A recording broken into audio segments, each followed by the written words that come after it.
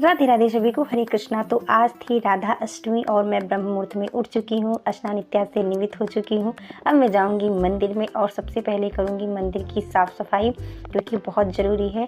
तो मंदिर की साफ़ सफाई करने के बाद में मैं अपनी किशोरी जी को उठाऊँगी, क्योंकि हमारी किशोरी जी आज कमल के पुष्प में शयन कर रही थी, क्योंकि मैंने इनको रात्रि में ही कमल के पुष्प में शयन कराया था।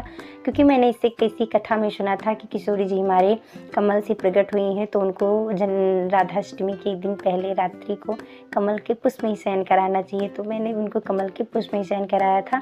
और राधाष्टमी में कमल का पुष्प मिलना तो इतना मुश्किल हो गया था। मेरी किशोरी जी की कृपा से मुझे एक नहीं बल्कि दो दो पुष्प मिल गए थे, तो बहुत ही अच्छा लग रहा था। फिर मैंने अपनी किशोरी जी का पंचामृत से अभिषेक कराया बड़ी प्यार से।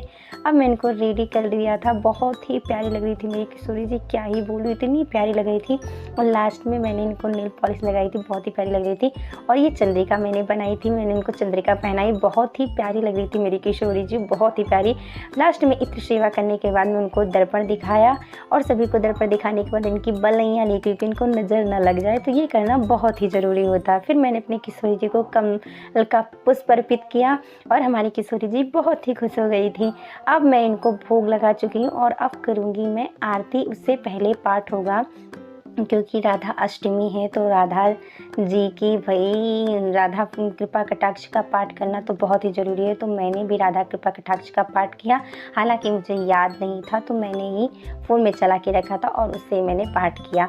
फिर माला जाप किया राधा नाम का, उनकी पुष्प वर्षा करी उन पर, बहुत ही प्यारे लग रही थी। जितनी सेवा जिससे हो सके उतनी सेवा करनी चाहिए। और लास्ट में मैंने करी किशोरी जी की अपनी आरती, और इस समय तो बहुत ही अच्छा लग रहा था।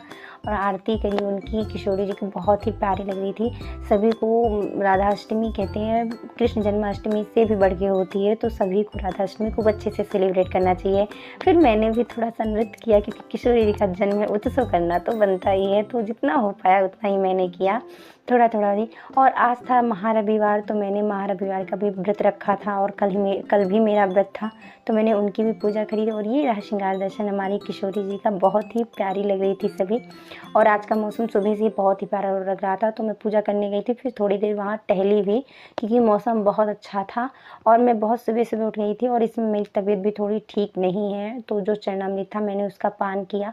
और आज भी व्रत होगा, तो मैं नहीं करूँगी, भोजन तो नहीं करूँगी, परंतु मैंने चरणामृत का पा लिया था। उसके बाद में मैं थोड़ी देर आराम करने के बाद में जब उठी, तो मैंने किशोरी जी को अपनी उनकी फेवरेट सब्ज़ी यानी कि अरवी की सब्ज़ी और पूरियों का भोग लगाया।